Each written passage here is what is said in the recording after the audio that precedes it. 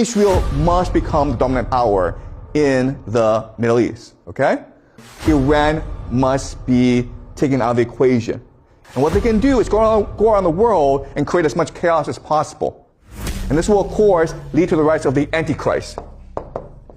What you just heard is not from a movie, not from a random conspiracy page. This professor is connecting all global events into one single theory. The real question is he crazy or is he a genius? The first thing that doesn't make any sense is America's war on terror. Yes, I understand that America was attacked on 9/11. I understand that.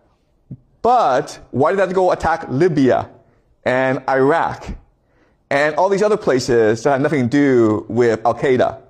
Okay? And the answer is they're trying to create something called the Greater Israel Project. They're trying to have Israel become Pax Judaica, the grand power in the Middle East, because that's important in all secret societies. Israel must become the dominant power in the Middle East, okay? So this helps us understand why the war of terror happened the way it did. That's number one. Number two is, right now, America is threatening to attack Iran. Why would they do that? Because in order for Pax Judaica to come into being, Iran must be taken out of the equation. Iran must be destroyed. Then, if that were to happen, there would be no challenge to the power of Pax Judaica, okay? Does that make sense? Iran isn't just a country. It's an independent power structure. It doesn't fully submit to the dollar system. It doesn't rely on Western security. And in any global order, independent actors are always the first targets. All right. The third thing is Silicon Valley and AI.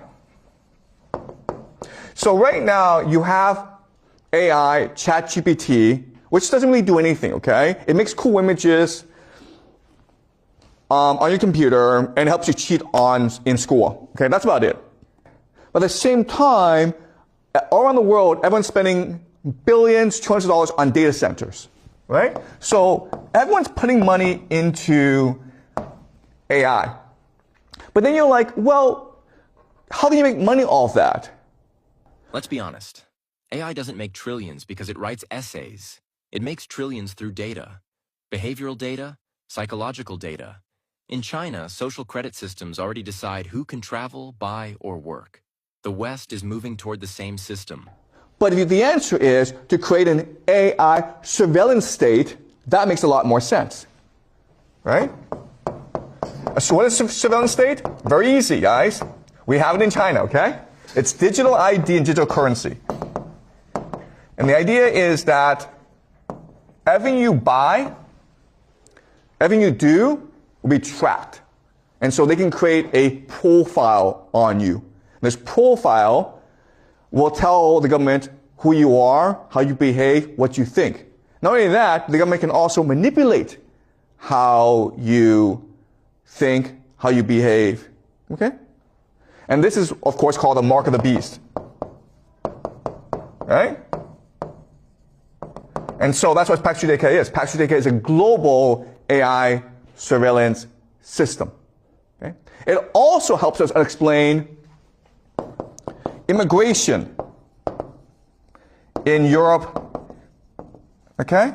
Because the war on terror, you've sent these millions of refugees from Libya, Syria, Afghanistan, Iraq into Europe, which is causing a lot of conflict in Europe.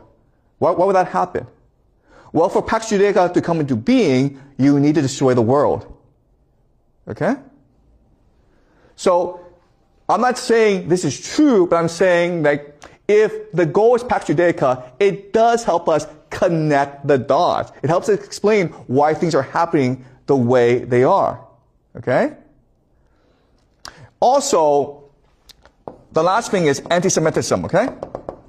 So you may have noticed, if you're online, people don't like the Jews. And this is like out of nowhere. After October 7th, you have anti-Semitism all over the internet. Now, I have criticized Israel before.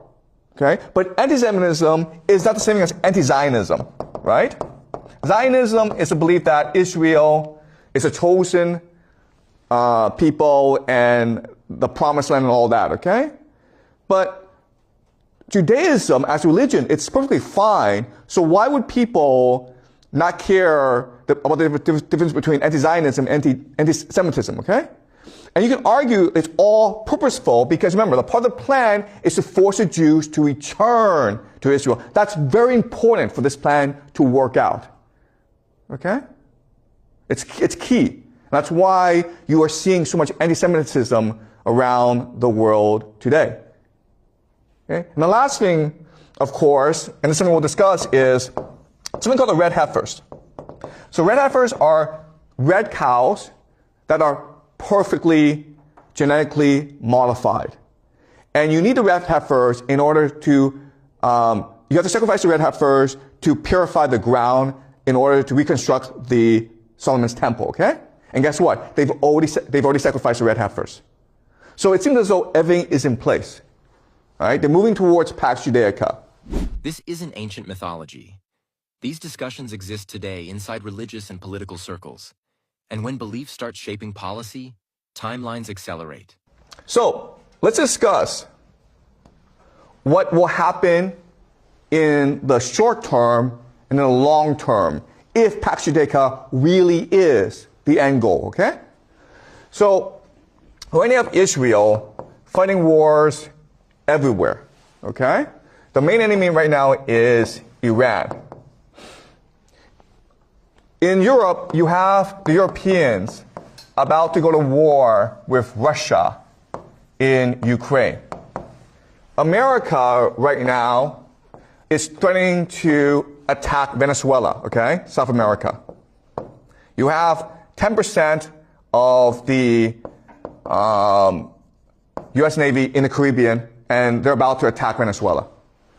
You have China and Japan at conflict. You have India here. And you have Africa. Okay? So what's going to happen in the short term? Okay, well, what we know is that Europe is planning to go to war with Russia. Okay? Europe is about to go to war with Russia, okay? At the same time, you have a lot of immigrants in Europe. And this is going to create civil wars in Europe. Okay, civil war. So you have both war with Russia as well as civil war. So Europe is kind of screwed, okay? America has the same situation where the left-right divide is so polarized that eventually they'll go to war. If you read the news, you may have heard about the shootings at Brown University, as well as this MIT physicists who were shot, okay? So random violence will be more and more common in the United States. And you can argue that it's all deliberate because the idea is this. Let's just say you have a jar. You put red ants in the jar and black ants in a jar. They get along fine. But you take the jar and you just shake it up, and now they're at war with each other, okay? That's what's happening where the left and right, they really don't like each other. They don't talk to each other, and they refuse to engage in debate with each other. But they're not going to fight each other unless there's violence.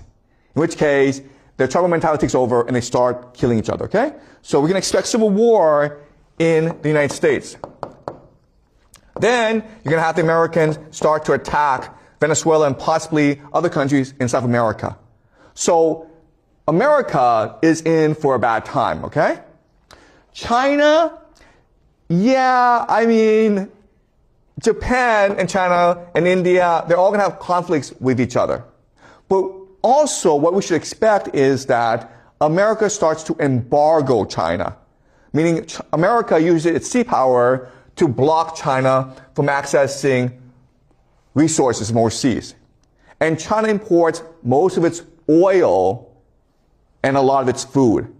So if there's a blockade of China, you can expect the Chinese economy to really suffer, okay? All right. And then what we can expect to happen is America at some point will go to war with Iran. And this will destroy both countries. Before World War I, the world was filled with small conflicts. No one expected them to merge. History doesn't repeat, but it definitely rhymes. Empires don't collapse overnight. They collapse through exhaustion. Britain, the Soviet Union, every global power reaches a moment where expansion becomes unsustainable. Okay? Iran will not lose this war, but it won't win this war either, because America is just going to bomb the crap out of Iran. It's going to send Iran back decades. But America will lose this war, but this is important because if America loses this war, it's forced out of the Middle East. And once it's forced out of the Middle East, all its military assets goes to Israel, which creates the Pax Judaica. Does that make sense, guys? That's the plan. Okay? Now you have Pax Judaica. And what Pax Judaica will do is start to control the world. Because through chaos and conflict, Pax Judaica can make a lot of money. Right? Because Pax Judaica, what's going to happen is that you have these technology companies like Google, they're going to move over to Pax Judaica and build a global surveillance state. You have civil wars, you need AI to control people. If you're going to war with Russia, you need weapons. Okay? But you also need financing as well. So you can expect a lot of banks to move to Israel, and it's possible Israel becomes now the global reserve currency because everyone is trading with Israel. If you're Russia, you need to trade with, you need to trade your resources, right? Oil, energy, and grain, okay? So Russia controls a third of the world's carbohydrates. Guess what, guys? Israel controls Africa.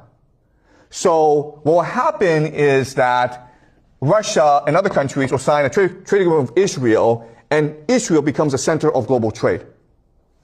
Capital always moves toward stability. In times of chaos, new centers emerge. This is how history reshuffles power without announcing it. And remember that Israel has the world's best intelligence agency, the Mossad. And what they can do is go around the world and create as much chaos as possible.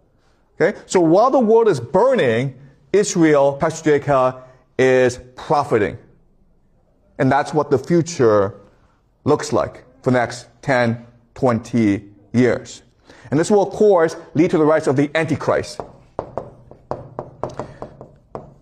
who will take control of Pax Judaica and force the world to eventually attack Israel in something called the War of Gog and Magog. And this will, of course, lead to the second coming of Jesus. So that's a grand plan, okay? Right?